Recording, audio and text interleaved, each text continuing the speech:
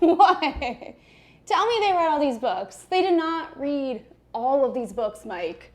Hey, it's Natalie, and welcome back to Primary Focus. Before I say another word, some of these books are banned for reasons that are more suitable for teenagers and adults to be talking about. So if you've got little ears in the room, you might want to find another video to watch. Let's play a game. Why were these books banned in schools in Utah? This summer, Utah made headlines because they've taken action as an entire state to ban books from public schools. Now, with most of the banned books that I've covered, we've discussed specific school districts removing books from shelves. But if you move to the neighboring town in a different school district, you might still see that book on library shelves in public schools. This is a big deal because it is the first time we've seen an entire state make the move to ban books from public schools. Utah is one of the more unique states in the United States. Known for its large population of people of the Mormon faith, this state shows us how people banding together can create a society that reflects the values of its people. Now, we live this day to day. We have created a society that reflects the values of some of the people in the United States, but since so many of us do not practice the Mormon religion or live its lifestyle, this is a great example of how people can band together, get into government, and make rules and laws that reflect the life that they want the citizens of their area to live. One important theme that you'll see in Utah is the importance of living a specific lifestyle. No alcohol, no or limited caffeine, no swearing, wearing conservative clothing, and of course, no premarital sex. Respecting the church is very important to the Mormon people. Now, I'm generalizing here, but you could say the idea is to live a very rated PG lifestyle, not just for kids and teens, but into adulthood. When I got the list of the 13 books, I was pretty impressed because there are some very famous, successful authors on there, including Judy Blume and Margaret Atwood, who I think many people would consider their hero or have written some of their favorite books. So we're going to go through these 13 books. If any are written by the same author or a part of a series, I will clump those together since they'll generally have the same kind of theme. You can guess along with me. Make sure that you are commenting down below your guesses as you watch the video. Now, these are my books right here, and I gotta say, they are huge. Oh, geez. And this isn't even all of them because some of them have the entire series that are banned. I've got one on my iPad here. Now, I have to say, after the millennials started eating Tide Pods, I was a little bit worried about the next generations. But I have to say, if we're back to reading books that are this thick, oh geez, I think we're gonna be okay. I mean, a good portion of these books are well over 500 pages, some of them even touching the 700-page mark. Now, this series, A Court of Thorns and Roses, I have two selections from. I covered this in my last banned book video, and I am still on the waiting list to get those books from my library. So I finally caved and I bought them. So why was the entire ACOTAR series banned in Utah? A, too spicy. B, the magic in them. C, not historically accurate.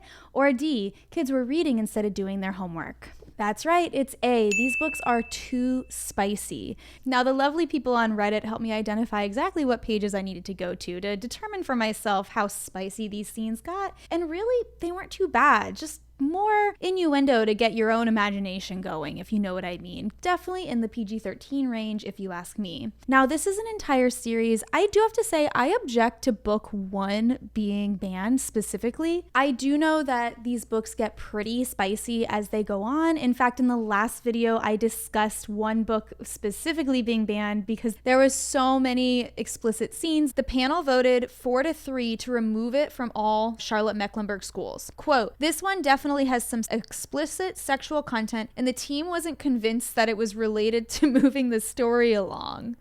I'm surprised book 1 got banned, but I suppose it's a gateway to the rest of the series. Also written by Sarah J. Maas, why was Empire of Storms banned in Utah? A, violent war scenes. B, too spicy. C, LGBTQ characters. Or D, librarians complained that this nearly 700-page book took up way too much shelf space. And that's right, B, too spicy. Next up, the book Forever by Judy Blume. This is a book that I actually really loved in high school. Why was Forever banned in Utah? A, too spicy. B, too violent.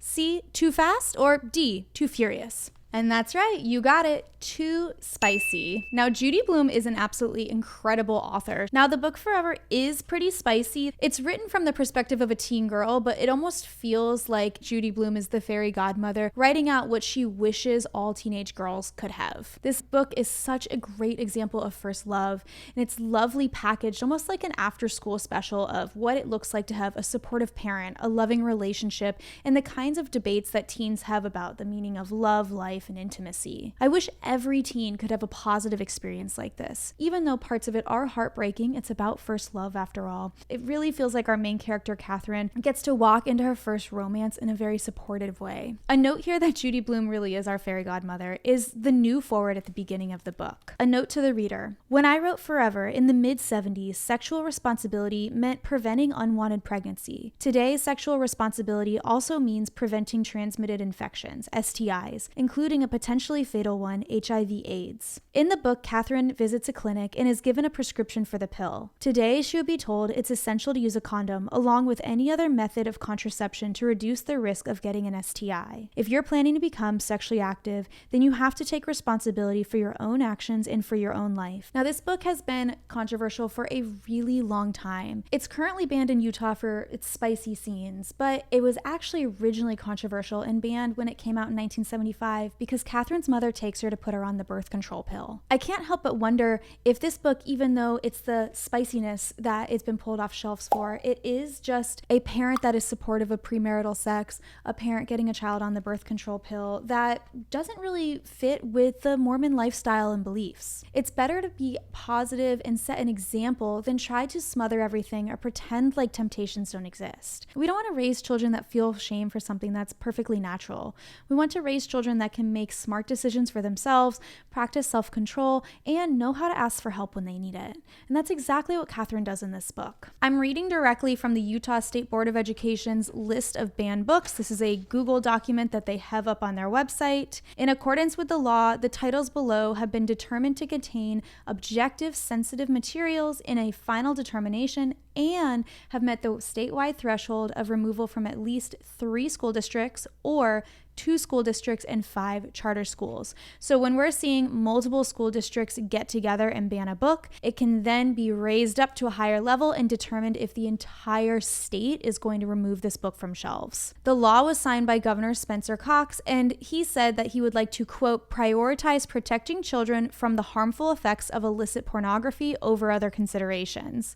I combed through this legislation, and it does seem like the priority is pornography, which I think we can all agree what we're thinking of as pornography probably doesn't need to be in public schools. But their definition of this pornography is pretty broad. It's really taken pornography, which I think of as a very specific niche, and made it very broad to include nudity, masturbation, or just generally encouraging sexual thought. Next up, why was this book, What Girls Are Made Of, banned in Utah? A, too spicy. B, a teen's crisis of her Christian faith. C, a teen accessing support from Planned Parenthood. Or D, all of the above. They'll tell you that it's for A, too spicy, but all of this was there, including a spoiler, the character terminating their pregnancy. This book felt like a parallel to Judy Blume's Forever. What it would be like for a teen that was not supported or cared for. What it would be like for a teen who couldn't go to her parents for support. A teen finding her way through a toxic first love with the support of friends instead of their family. Yes, this book does have an explicit scene in it, and it talks about sex a lot, but it also really shows an example of a character that's extremely likable, learning how to take control of their life as they walk into adulthood. It gives examples of the relationship that we don't want and decisions that we don't have to make. Utah claims What Girls Are Made Of was banned because of its sexually explicit scenes, but I really think the abortion is an underlying reason for it to be pulled from shelves. Utah passed a law in 2020 banning all abortions, which has since been overturned. Currently, they are allowed up until 18 weeks, but this took years of fighting to achieve. In 2022, Utah passed a law saying abortions can only be performed at hospitals, forcing clinics to be closed. Prior to this, only 1% of abortions occurred in hospitals, with the vast majority happening safely at clinics. This healthcare is now much harder to access as a result. Keep in mind, this also applies to women who are also having life-threatening pregnancy complications and miscarriages. Abortion is healthcare. In a state that's fighting over abortion, it makes sense to me a book like What Girls Are Made Of would be banned. Why would we want a vulnerable teen girl that's pregnant to know she has any control over her life or her choices? Honestly, this book feels like the complete opposite of Forever. But we see that this teen is also walking into adulthood totally okay because she was able to find people she could lean on and get resources that she needed. I find both Forever and What Girls Are Made Of to be completely realistic and incredibly vivid examples of how a parent can choose to act as their teen explores their first romances and first love. Into the iPad, Milk and Honey. This book is an anthology of poems walking through some of the most difficult times in an author's life. So why was Milk and Honey banned in Utah? A. Scenes of sexual abuse. B. Violence. C. Repurposing the phrase milk and honey, a prominent biblical phrase referring to God's blessings, to title a book discussing a very difficult experience that the author had. Or D. Insensitive to lactose intolerant children. You got it. A. Scenes of sexual abuse. The very beginning of the book reads, "My heart woke me crying last night. How can I help?" I begged. My heart said, "Write the book." I want to read a quote for you from the author about why this book is so important, despite it being banned. "I remember sitting in my school library in high school, turning to books about sexual assault because I didn't have anyone else to turn to. This is the reality for many students. We all find comfort in literature that reflects our experiences. Now that books about sexual assault and other topics are being banned, I worry for students who rely on school libraries for access to literature." Sadly, Utah has some of the highest sexual abuse rates in the nation. Nearly 1 in 7 children experience sexual abuse. The national average is 1 in 9 children. I should mention here, Utah is also the state with the youngest population. Nearly 30% of its population is under the age of 18, most of whom are under the age of 6. So when I say 1 in 7 children are being sexually abused, that's an enormous amount of Utah's population experiencing this. And instead of providing resources to recognize and prevent abuse and support survivors, we are banning books that could help them. Legislators are trying to say this book is porn, maybe even causing the problems. But a book like this may be exactly what makes a child realize they are being abused and they should seek help. And that's what I want you to remember. If there are books that you wouldn't want your own child reading, or you do think are maybe a little adult for your child, I just want you to know not every book was written for you, and that's okay. You have the choice to skip them, not buy them, or ask your child to return the book and explain to them why it is not an appropriate book for them to read. But there are a lot of people who would want to read that book, who do see themselves reflected in it, and this book is going to be perfect for them. Okay, into some big boys here. We have Tilt and Fallout, both by Ellen Hopkins. Now, if you remember, I've actually covered another book written by Ellen Hopkins, which was called Tricks. Why were Tilt and Fallout banned in Utah? A. Sexual abuse. B. Drug use. C. STIs. Or D. Teens complain that it's hard to read. It's just A. It's just that all that they care about in Utah is keeping the porn out of schools. Although I don't think anyone would really think that these books are porn. They're describing the lives, very difficult lives of characters living with AIDS, who are going through sexual abuse, who are going through addiction to drugs. This is not porn. These are incredibly written books that probably were incredibly time consuming to write because they're all written through poetry with very specific meters and stanzas. There's a reason why Ellen Hopkins is so successful, and it's because of her craft and the amount of time she takes to write these books in such a creative way. In my other young adult banned book series, I took a look at Tricks by Ellen Hopkins, and they specifically said these books are hard to read and that a teen would probably need support to get through them. So what they said is, I'll be honest, I had to stop and tell myself, you're going to get used to reading this soon. But I was frustrated reading it, and I know teenagers will not likely want to push through reading this. At the end of both of these books, Ellen Hopkins has a very clear author's note explaining the purpose of these books. For example, specifically in Tilt, which has characters that are positive for HIV/AIDS, she says explicitly that she wants to raise awareness and have change for people living with HIV/AIDS. She says at the bottom, sex is an important part of life, but please consider delaying it until you are in a committed relationship. And please remember that an unplanned pregnancy or a sexually transmitted disease will change your life forever. Be smart. And I think right there explains why this is not porn. This is literary work. And these authors are writing with intention to make an impact. I don't think that we need to be banning books from schools or hiding the realities of what life is like from our teens. Why was Oryx and Crake banned in Utah? A. Too spicy. B. Too weird.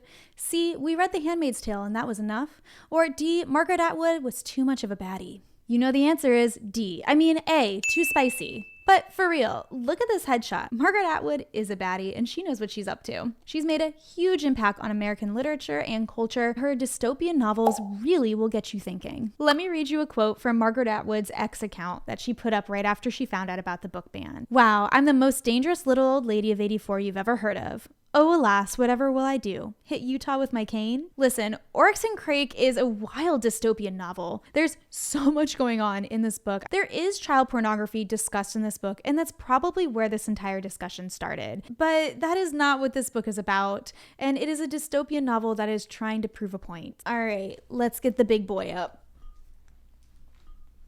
Oh, this is heavy. Legitimately, this has to be at least 3 to 4 pounds. Why was blankets banned in Utah? A, too spicy. B, a crisis of the Christian faith. C, Utah hates graphic novels. Or D, bookshelves were breaking from its weight. And I think we know it's A, too spicy. This book has it all: nudity, sexual abuse, romance. This book checks all of the boxes for a classic Utah book banning. One thing that made me really wonder if it was behind the ban is that a lot of this novel surrounds the main character questioning his faith as he grows up, and eventually he stops practicing Christianity. Like I said, Utah is an excellent example of how groups can work together to put people in power. And a theme I've seen in the books that were banned is that they display lifestyles that are not considered Mormon or Christian. If you don't know that you can question your religion, maybe you're less likely to question your religion. It's also a theme that's in the book What Girls Are Made Of, where you see the character is surrounded by people that have very different interpretations of religion, and she's starting to question her own connection to Christianity. Listen, I know that these are banned because they're spicy, but I'm just saying I think there's a lot more going on in the plots of some of these books than just spiciness. As I post this, it's an election year. We need to be paying attention to elections around the clock and what's going on. We've seen how small organizations can lead to really big change in this country. Unfortunately, this has been playing out in schools recently, and there's been a lot of change focused on restricting education, limiting what kids can learn in schools, taking resources away, instead of expanding education and giving more opportunities to our children. Across the country, we are seeing races for superintendent, school board, and more that will declare winners by only a handful of votes. These candidates will have an incredible amount of power to mold schools, and yet will be barely watched by their communities. It's really discouraging to see how many candidates run for school-related positions that have never worked in a school in their life and don't really understand how the system works. Your homework right now is to get your sample ballot and look at who you are voting for when it comes to school things. Make sure that the people you are voting for have mentioned how they feel about banning books, have discussed how they feel about groups like Moms for Liberty, whether it's very small on your town or city's level or statewide. These people end up making an enormous impact,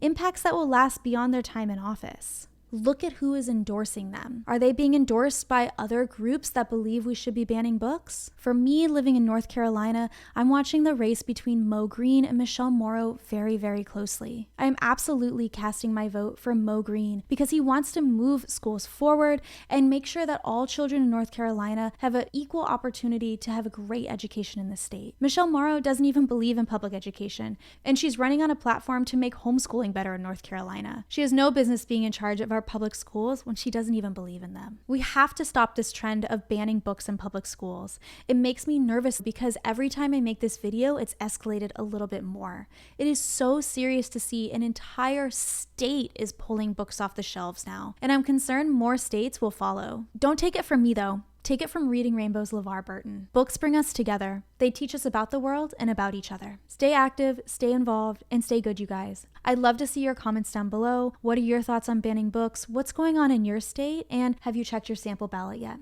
Thanks for watching Primary Focus. If you liked this video, I've picked out one of my favorite banned book videos here, and I have an entire playlist of banned book videos for you to watch. My name's Natalie, and I'll see you next time.